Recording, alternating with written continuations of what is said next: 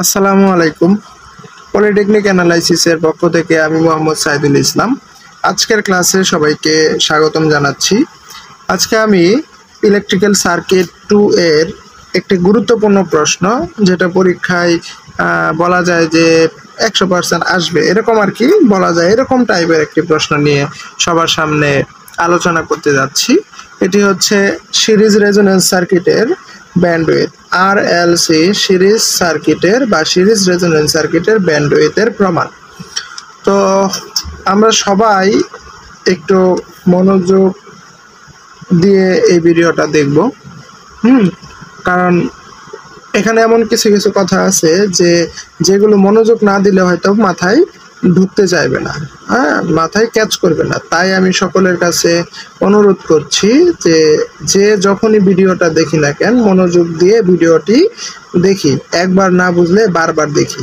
কারণ যদি আমি জানি যে এই প্রশ্নটা আসতেছে পরীক্ষায়, বা এই প্রশ্নটা পড়লে আমি একটা কিছু মার্ক অ্যান্সার করতে পারবো, তাহলে কেন আমি মনোযোগ দিব না, তাই না? তো সেই জন্য আমি আশা করব যে সবাই মনোযোগ দিয়ে এই ক্লাসটি দেখব। তো শুরু করা যাক আজকের এই আরএলসি সিরিজ রেজোন্যান্স সার্কিটের ব্যান্ডউইথের সমীকরণ কিভাবে পাওয়া যাচ্ছে সেটাই আমি একটু বলি, বর্ণনা করি। এর আগে আমাদের জানতে হবে ব্যান্ডউইথ জিনিসটা কি। ব্যান্ডউইথ এই ব্যান্ডউইথ হচ্ছে রেজোন্যান্স অবস্থায় কোনো সার্কিটের আপার কাট অফ ফ্রিকোয়েন্সি এবং লোয়ার কাট অফ ফ্রিকোয়েন্সি এর পার্থক্য।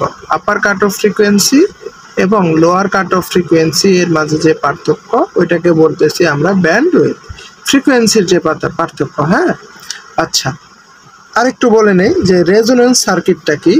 আমরা জানি রেজোন্যান্স সার্কিট তখনই হবে যখন একটি সার্কিটের মধ্য দিয়ে সর্বোচ্চ পরিমাণ কারেন্ট ফ্লো হবে, তখনই সেটাকে আমরা বলতে পারবো রেজোন্যান্স সার্কিট। অর্থাৎ রেজোন্যান্স সার্কিটের বৈশিষ্ট্য হচ্ছে এর মধ্য দিয়ে সর্বোচ্চ কারেন্ট প্রবাহিত হবে এবং এই সার্কিটের রেজিস্ট্যান্স অর্থাৎ ইম্পিডেন্সের মান হবে একদম কম, তাই না, লো। যে সার্কিটের ইম্পিডেন্স হচ্ছে সর্বনিম্ন এবং কারেন্ট হচ্ছে সর্বোচ্চ, ওইটাকে আমরা বলি সিরিজ রেজোন্যান্স সার্কিট। তো এই সিরিজ রেজোন্যান্স সার্কিটের ব্যান্ডউইথ বোঝার জন্য আগে আমি একটু এই গ্রাফটার দিকে আমি বর্ণনা করতে চাই, আর সবাই একটু এই গ্রাফটার দিকে মনোযোগী হই। আচ্ছা, এই একটু খেয়াল করলে দেখবো এই উপরের দিকে আমি যে এই রেখাটা টানছি, হ্যাঁ, যা নির্দেশ করতেছি, এটাকে নির্দেশ করতেছি কারেন্ট, এবং এইদিকে যাকে নির্দেশ করতেছি সেটা হচ্ছে এফ অর্থাৎ ফ্রিকোয়েন্সি। তাহলে এইদিকে এদিকে আমি যত যাব তত কিসের মান বৃদ্ধি পাবে? ফ্রিকোয়েন্সির মান। উপরের দিকে যদি কোনো রেখা মানে কোনো সিগন্যাল উঠে, তাহলে যত উপরে যাব তত কারেন্টের মান বৃদ্ধি পাবে, তাই না? আচ্ছা, এখন খেয়াল করি এখানে আমার পেন্সিলের দিকে, একটু কলমের দিকে খেয়াল করি, এই রেখাটা কি হচ্ছে? উপরের দিকে উঠতেছে, তাই না? যত উপরের দিকে উঠতেছে আমার হাত কিন্তু ফ্রিকোয়েন্সির দিকে চলে যাচ্ছে, তাই না? এই বরাবর যে ফ্রিকোয়েন্সি ছিল, এই বরাবর যে ফ্রিকোয়েন্সি, এই রেখাটা যখন এইখানে আছে, তখন এই বরাবর যে ফ্রিকোয়েন্সি সব তো সেম না, তাই না? তাহলে এইদিকে যত যাচ্ছে তত ফ্রিকোয়েন্সির মান বৃদ্ধি পাচ্ছে। এই রেখাটা উপরের দিকে যত উঠতেছে তত এই বরাবর যদি আমি টানি, তাহলে এই বরাবর কাকে নির্দেশ করতেছে? কারেন্ট। তার মানে কারেন্টের মান 0 থেকে উপরের দিকে উঠতেছে, অর্থাৎ বৃদ্ধি পাচ্ছে, তাই না? তাহলে খেয়াল করি একটু যে এই রেখাটার সর্বোচ্চ চূড়া কোথায়? এই পয়েন্ট। তো এই পয়েন্টে তো আমাদের কি সর্বোচ্চ কারেন্ট, তার মানে এই পয়েন্টে কারেন্টের মান হচ্ছে কি সর্বোচ্চ, অর্থাৎ আই ম্যাক্স। তো আমরা জানি সিরিজ রেজোন্যান্স সার্কিটের ক্ষেত্রে আই ম্যাক্স হবে কখন? আই ম্যাক্স হবে তখন ওই ফ্রিকোয়েন্সিকে আমরা বলবো রেজোন্যান্স ফ্রিকোয়েন্সি। তাহলে যেহেতু আই ম্যাক্স এই পয়েন্টে, তাহলে এই পয়েন্ট বরাবর নিচের দিকে যদি যাই, তাহলে এই পয়েন্টে ফ্রিকোয়েন্সির মান 0 থেকে বৃদ্ধি পেতে পেতে এই পয়েন্টে যে ফ্রিকোয়েন্সি হয়েছে এই ফ্রিকোয়েন্সিটাকে আমরা বলতেছি রেজোন্যান্স ফ্রিকোয়েন্সি। যদি না বুঝে থাকি আরেকবার বলতেছি, যে ফ্রিকোয়েন্সিতে সর্বোচ্চ কারেন্ট সেই ফ্রিকোয়েন্সিটাকে আমরা বলি রেজোন্যান্স ফ্রিকোয়েন্সি। যেহেতু এই পয়েন্টে সর্বোচ্চ কারেন্ট, তাহলে এই পয়েন্টে যে ফ্রিকোয়েন্সিটা পাচ্ছি এটাকে আমরা বলতেছি রেজোন্যান্স ফ্রিকোয়েন্সি। এখন কাট অফ, আচ্ছা ব্যান্ডউইথ জিনিসটা কি এটা একটু বুঝি। রেজোন্যান্স ফ্রিকোয়েন্সির আগে এবং রেজোন্যান্স ফ্রিকোয়েন্সির পরে, খেয়াল করি, রেজোন্যান্স ফ্রিকোয়েন্সির আগে এবং রেজোন্যান্স ফ্রিকোয়েন্সির পরে এমন দুটি ফ্রিকোয়েন্সি আছে যে ফ্রিকোয়েন্সি দুটিতে কারেন্টের মান হবে ম্যাক্সিমাম কারেন্টের কে যদি আমি √2 দ্বারা ভাগ করি, তাহলে যে কারেন্টটা পাবো এই কারেন্টটা রেজোন্যান্স ফ্রিকোয়েন্সির আগে এবং রেজোন্যান্স ফ্রিকোয়েন্সির পরে এমন দুটি বিন্দু থাকবে যে দুটি ফ্রিকোয়েন্সিতে কারেন্টের মান হবে ম্যাক্সিমাম কারেন্টকে √2 দ্বারা ভাগ করলে যে কারেন্ট আসবে সেই কারেন্ট। বুঝলাম? তাহলে আমি বলতেছি যে রেজোন্যান্স ফ্রিকোয়েন্সির আগে এমন একটি ফ্রিকোয়েন্সি থাকবে, এটাকে বলতেছি f1, এবং রেজোন্যান্স ফ্রিকোয়েন্সির পরে এমন একটি ফ্রিকোয়েন্সি থাকবে যেটাকে বলতেছি f2। এই দুইটা ফ্রিকোয়েন্সিতে কারেন্টের মান থাকবে কত? I maximum by √2। তাহলে এই পরিমাণ কারেন্ট রেজোন্যান্স ফ্রিকোয়েন্সির আগে এবং রেজোন্যান্স ফ্রিকোয়েন্সির পরে যে দুটি বিন্দুতে থাকবে এই দুটি বিন্দুকে আমি বলতেছি যথাক্রমে f1 এবং f2।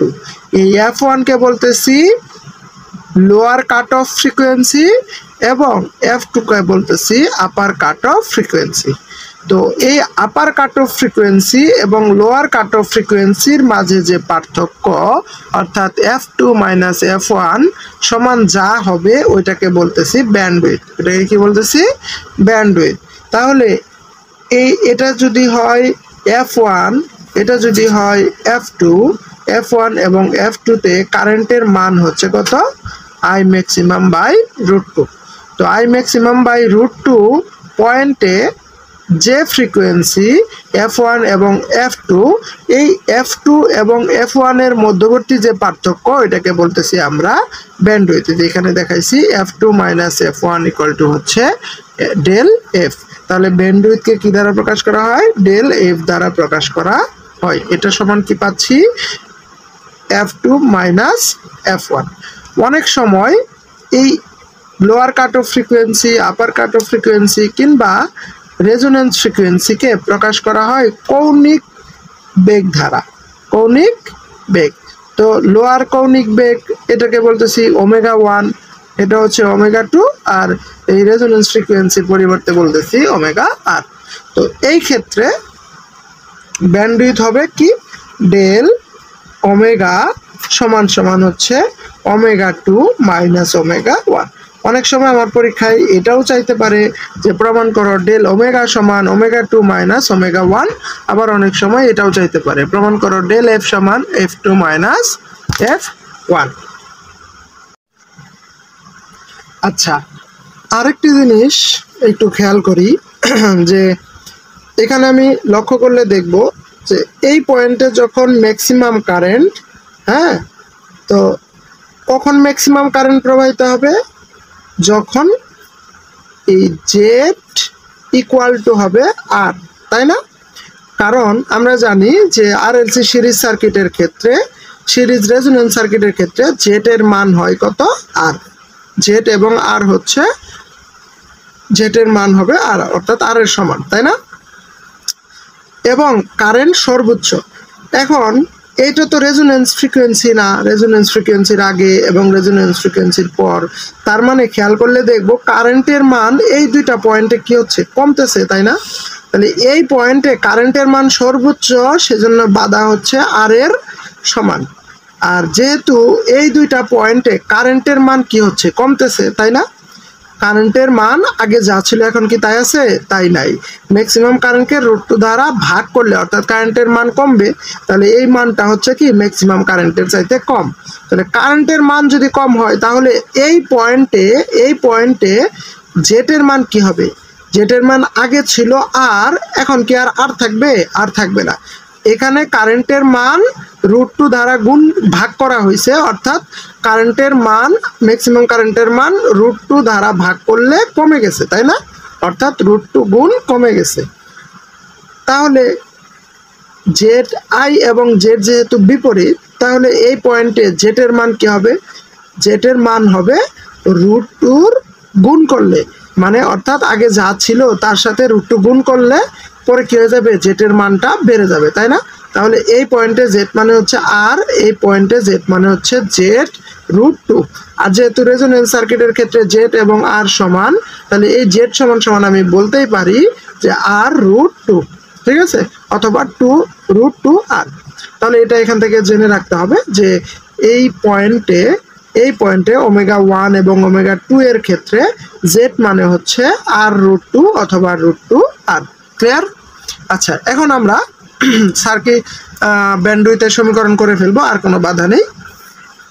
তাহলে একটু খেয়াল করি, এখানে আছে RLC সিরিজ রেজোনেন্স সার্কিটের ব্যান্ডউইথ। তো আমরা জানি রেজোনেন্স সার্কিটের ক্ষেত্রে Z equal to √r² plus XL minus XC whole square. এটা হলো জেড এর মান, তাই না? তাহলে আই এর মান কি? আই ইকুয়াল টু আমরা জানি V বাই জেড। তাহলে বি থাকবে, জেড এর মানটা আমি এখানে বসাই দিলাম, √r² plus XL minus XC whole square মানটা বসাই দিলাম। এরপর এখন আমি খেয়াল করি, এই যে পয়েন্ট এ ω1 পয়েন্টে, হ্যাঁ, এই ω1 পয়েন্টে আই ইকুয়াল আমরা তো জানি V বাই জেড। তো আই এর মানটা এখান থেকে যেটা পাইছি এই মানটা আমি এখানে বসাই দিলাম। তো বি থাকবে এই যে জেড, এটা এখানে চলে আসবে। এখন ω1 পয়েন্টে জেড মানে কি ছিল? আর √2, তাই না? তাহলে অথবা √2 আর। তো এই জেড এর মানটা আমি এখানে বসাই দিলাম √2 আর। বোঝা গেল? তাহলে এখন এই উপরে ভিভি কাটা যাবে। তারপর হ্যাঁ, আমি একটু পার্শ্ব পরিবর্তন করে নিলাম, তাহলে √2 কাটা গেলে এখানে থাকবে এইটুকু, এই পাশে থাকবে হচ্ছে এইটুকু। তারপর পার্শ্ব পরিবর্তন করে এই √2 আরটাকে এই পাশে নিয়ে আসলাম, এই √2r² plus XL minus XC whole স্কোয়ারটাকে ডান পাশে নিয়ে নিলাম সুবিধার্থে। হ্যাঁ, তারপর এখন হচ্ছে এখানে 2r² মানে কি? r² প্লাস r², তাই না? r² প্লাস r², এখানে যা আছে তাই। এটাকে আমি ভাঙাইলাম, r² প্লাস r²। আরেকটা কথা, এই পাশে হচ্ছে XL মানে আমরা কি লিখতে পারি? XL মানে হচ্ছে ω_L। XL এর পরিবর্তে লিখতে পারি ω_L, X এর পরিবর্তে লিখতে পারি 1/ωc হোল স্কোয়ার। এখন এই পাশে একটা r² কাটা, এই পাশে একটা r² কাটা, এখানে থাকবে √r² equal to √ωL minus 1/ωc whole square. এখন একটা কাজ করি, এই √r যদি করে ফেলি, স্কোয়ার আর √r কাটা, এই পাশের টার্মটাকে আমি এই বাম পাশে নিয়ে এসে করেছি ω_L minus 1/ωc equal two এই যে আর কে √r করলে কি পাবো? প্লাস মাইনাস আর। আমরা জানি যদি কোনো কিছুকে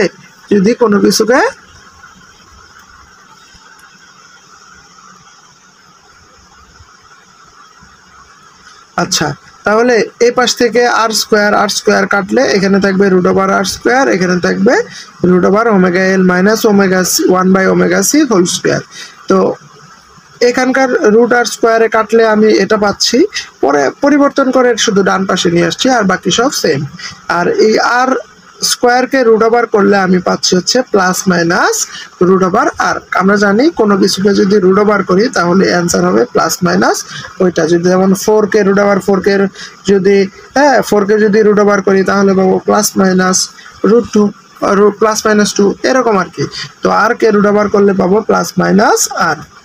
এখন এই যে আমি মান পেলাম ω_L minus 1/ωc equal to XL plus minus R. হ্যাঁ, তো এইখান থেকে যেহেতু এই omega L minus one by omega C এর মান একটা প্লাস একটা মাইনাস, তাহলে একবার আমার প্লাসের নিতে হবে, একবার মাইনাসের নিতে হবে। কখন প্লাসের নিব, কখন মাইনাস নিব। হ্যাঁ, এটার জন্য একটা নোট খেয়াল করি, রেজোনেন্স ফ্রিকোয়েন্সির আগে ফ্রিকোয়েন্সি এর মান কম থাকে। রেজোনেন্স ফ্রিকোয়েন্সির আগে ফ্রিকোয়েন্সির মান কম থাকে। একটু খেয়াল করি এখানে, এইটা তো কি ছিল আমাদের রেজোনেন্স ফ্রিকোয়েন্সি, তাহলে এই ফ্রিকোয়েন্সির আগে এটাই তো ওমেগা ওয়ান, তাহলে ওমেগা ওয়ান কোথায়, রেজোনেন্স ফ্রিকোয়েন্সির আগে, তাহলে অবশ্যই এই রেজোনেন্স ফ্রিকোয়েন্সির মান যা হবে তার চাইতে ওমেগা ওয়ান এর মান কম হবে। সেই জন্য যদি ওমেগা রেজোনেন্স ফ্রিকোয়েন্সির চাইতে আগে যেহেতু ওমেগা ওয়ান, সেই জন্য রেজোনেন্স ফ্রিকোয়েন্সির চাইতে এই ওমেগা ওয়ানের ফ্রিকোয়েন্সির মান কি হবে, কম হবে। আর ওমেগা ফ্রিকোয়েন্সির মান যদি কম হয় তাহলে আমরা লিখতে পারি এট ওমেগা ওয়ান সমান ওমেগা ওয়ান এল, এই ওমেগাটাকে আমি বলতেছি ওমেগা ওয়ান, যেহেতু এখানে ওমেগা ওয়ান ব্যবহার করছি, তাহলে আমি লিখতে পারি omega one L less than হবে one by omega one C. এটা একটু মনে রাখতে হবে, হ্যাঁ মনে রাখতে হবে। তাহলে যদি ওমেগা ওয়ানের ক্ষেত্রে আমি লিখতে পারি ওমেগা এল এর জায়গায় শুধু একটা ওয়ান অ্যাড করে দিব। হ্যাঁ, এই যে এখানে একটা কি করে দিব, ওয়ান অ্যাড করে দিব।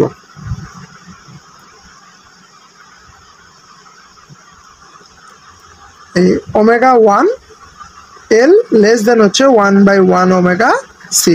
তো এখান থেকে আমি লিখতে পারি ওমেগা ওয়ান এল মাইনাস এই যে এখানে যেটা ছিল minus one by omega one C equal to হচ্ছে মাইনাস আর। খেয়াল রাখতে হবে ওমেগা ওয়ানের জায়গায় হবে আর এর সামনে হচ্ছে মাইনাস, আর কিচ্ছু না, সামনে হচ্ছে মাইনাস। তারপর হচ্ছে এখানে লসাগু যদি করি ওমেগা ওয়ান সি, লসাগু করলে হবে ওমেগা ওয়ান আর ওমেগা ওয়ান গুণ করলে হবে ওমেগা ওয়ান স্কোয়ার, এল এবং সি গুণ করলে হচ্ছে L C minus omega one C কাটাতে গেলে থাকবে হচ্ছে শুধু ওয়ান, এই হলো one equal to minus R. তারপর হচ্ছে আর আর গুণ করে দেই ওমেগা ওয়ান সি এবং মাইনাস আর আর গুণ করলে হবে minus omega one R C, এখানে এই উপরেরটুকু রয়ে যাবে। এখন এই minus omega one R C এটাকে আমি কি করলাম, সমানের এই পাশে নিয়ে আসলাম। এই পাশে আনলে খেয়াল করি দেখি এরকম হবে, প্রথমে এইটুকু হচ্ছে omega one square L C plus হচ্ছে এই মাইনাসটা সমানের এই পাশে আনলে হবে ওমেগা ওয়ান আর সি, এখানে তো মাইনাস ওয়ান ছিল, এই হচ্ছে minus one equal two zero. এটাকে একটা সমীকরণ দিয়ে দেই, এটাকে দিয়ে দিলাম 2 নং সমীকরণ, এটাকে দিলাম 2 নং সমীকরণ। হ্যাঁ, এখন পরবর্তী পেজে চলে যাই। তো একটু আগে তো আমি ওমেগা ওয়ানের জন্য নিছি তাই না, এখন এট ওমেগা টু একটু যদি খেয়াল করি তাহলে এরকম দেখব, এই যে ওমেগা টু এর ক্ষেত্রে দেখব আমরা জানি এইটার ক্ষেত্রে এখানে যেমন কি ছিল at omega one L greater less than হচ্ছে ওয়ান বাই ওমেগা সি। এখন ওমেগা টু এর ক্ষেত্রে কি হবে, ওমেগা টু এর ক্ষেত্রে যেহেতু রেজোনেন্স ফ্রিকোয়েন্সির চাইতে ওমেগা টুতে বেশি ফ্রিকোয়েন্সি, সেই জন্য এই ওয়ান বাই ওমেগা সিটা হবে বড়, ওয়ান বাই ওমেগা সিটা চাইতে ওয়ান এল কি হবে, বড় হবে। একটু এই পাশে গেলেই বুঝতে পারবো, এরকম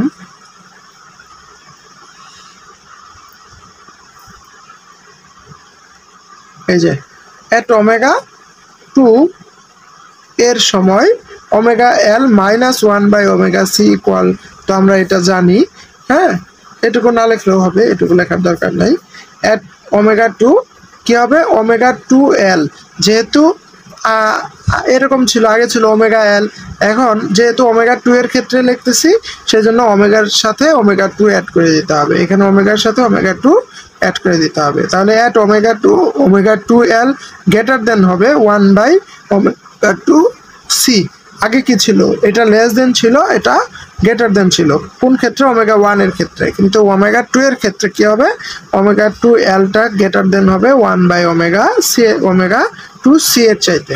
তাহলে এই ক্ষেত্রে আমি কি দিব, যে মানটা আছে আমাদের এখানে যে ছিল omega two L minus one by omega two C equal হবে প্লাস আর, আগে ছিল 1/ω1L minus 1/ω1C equal minus আর।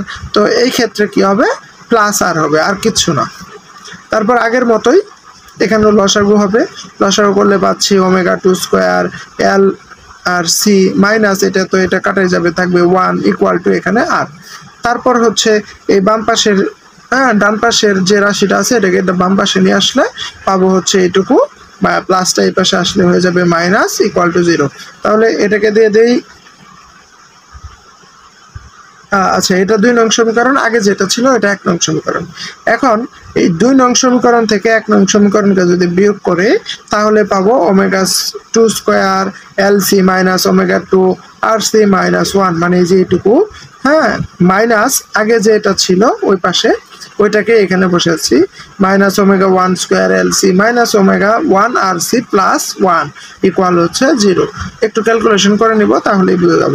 তাহলে দেখো এখানে LC আছে, এখানে LC আছে, LC এবং LC যদি কমন নেই তাহলে এখানে থাকবে ω2² মাইনাস এখানে থাকবে ω1²। তারপরে মাইনাস এই RC যদি আমি কমন নেই, এখানে RC আছে এখানে RC আছে, তাহলে থাকবে ω2 প্লাস ω1 ইকুয়াল টু হচ্ছে 0। তারপর এই মাইনাস সংবলিত পদটাকে যদি আমি, আচ্ছা এর আগে একটু কাজ করে নেই, এখানে এই ω2 কে যদি আমি a মনে করি, ω1 কে যদি b মনে করি, তাহলে এটা সূত্র হবে a² মাইনাস b² এর। তাহলে LC জায়গায় থাকবে, এটাকে a² মাইনাস b² এর সূত্র যদি প্রয়োগ করি তাহলে হবে a plus b into a minus b minus RC এখানে যা আছে তাই। তারপর এখানে এই মাইনাস RC কে যদি আমি সমানের ওই পাশে দিয়ে দিই পরের লাইনে, তাহলে এখানে সমানের ওই পাশে চলে যাবে, এই পাশে থাকবে LC ω2 মানে এই যে এইটুকু আর কি, হ্যাঁ। তারপর এখানে আছে প্লাস ω2 প্লাস ω1, এখানেও আছে ω2 প্লাস ω1, তাহলে এটা কাটা, এখানে C আছে এখানে C আছে কাটা, তাহলে এখানে থাকবে L ইন্টু ω2 মাইনাস ω1, এখানে থাকবে শুধু আর। তাহলে ω2 মাইনাস ω1 এর মান যদি বের করতে চাই তাহলে L কে দিয়ে দিব আমি ডান পাশে, তাহলে ডান পাশে গেলে আর এর নিচে চলে যাবে, তাহলে আমি এখান থেকে পেলাম ω2 মাইনাস ω1 সমান সমান হচ্ছে R/L। তাহলে আমরা তো জানি ω2 মাইনাস ω1 সমান ব্যান্ডউইথ, তাহলে বা ডেল ওমেগা সমান কি লিখতে পারি R/L, হ্যাঁ। তাহলে এটা কিন্তু আমাদের কি ব্যান্ডউইথের সমীকরণ। অনেক সময় যদি ডেল F সমান চায় তখন আমাদের তো আবার প্রমাণ করতে হবে F2 মাইনাস F1, সেই জন্য এই ওমেগাটাকে ওমেগার পরিবর্তে আমরা লিখতে পারি এই যে এখান থেকে লিখবো, বা যদি এই পর্যন্ত যদি এই অ্যান্সারটা চায় তাহলে এই পর্যন্ত অ্যান্সার শেষ, আর যদি এই অ্যান্সার চায় তাহলে এই লাইন না লিখে আমি এই লাইনের পর এই লাইন লিখবো, ওমেগার পরিবর্তে লিখবো 2πf লিখতে পারি, যেহেতু 2 আছে সেজন্য F2, আর এখানে ওমেগার সাথে 1 আছে সেজন্য লিখবো 2πf1। আমরা জানি ওমেগা সমান 2πf, এখানে যা আছে তো তাই। এখান থেকে 2π কমন যদি নেই তাহলে থাকবে কত, তাহলে থাকবে হচ্ছে F2 মাইনাস F1 সমান হচ্ছে R/L, হ্যাঁ R/L। তারপর 2πটাকে যদি ডান পাশে দিয়ে দেই তাহলে আর তো উপরে থাকবে, L এর সাথে নিচে গুণ হয়ে যাবে 2π, তাহলে F2 মাইনাস F1 সমান পেলাম হচ্ছে কত R/2πL। তাহলে F2 মাইনাস F1 এটাকে তো আবার আমরা লিখতে পারি ডেল F, তাহলে ডেল F সমান সমান R/2πL, এটাও কিন্তু ব্যান্ডউইথের একটি সূত্র। তো আমাদের এখান থেকে মূল কাজ হচ্ছে এই সূত্রগুলো মনে রাখতে হবে, যেগুলো আমি ব্লক করে দিচ্ছি, F ডেল F সমান সমান কত, এই F2 মাইনাস F1 এর পরিবর্তে লিখতে পারি ডেল F, আর ডেল F সমান হচ্ছে R/2πL। আমার কাজ হচ্ছে এই ডেল F সমান কি R/2πL, আবার F2 মাইনাস F1 সমান R/2πL, আবার হচ্ছে এখানে ওমেগা ডেল ওমেগা সমান R/L, ω2 সমান ω2 মাইনাস ω1 সমান R/L। এই সূত্রগুলো মনে রাখতে হবে, এই সূত্রগুলো মনে রাখলে আমরা এই রিলেটেড যে ম্যাথ আছে ম্যাথগুলো করতে পারবো। তো এই ছিল RLC সিরিজ রেজোনেন্স সার্কিটের ব্যান্ডউইথের সমীকরণের প্রতিপাদন। তো এই পর্যন্ত অ্যান্সার দিলেই হয়ে যাবে, হ্যাঁ। তো আশা করি বুঝতে পেরেছ, আর যারা আমার ভিডিওটি দেখছো আর যারা আমার পেজের বা ইউটিউব চ্যানেলের সাথে আছে তাদেরকে অসংখ্য অসংখ্য ধন্যবাদ।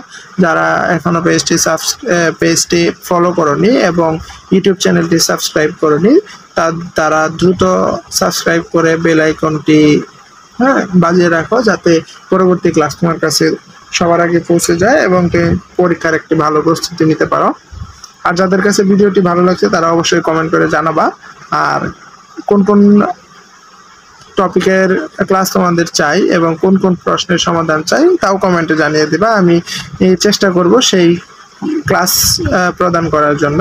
তো সবাই ভালো থাকো, সুস্থ থাকো, সকলের প্রতি দোয়া রইল, আমার জন্য দোয়া চাই। আসসালামু আলাইকুম।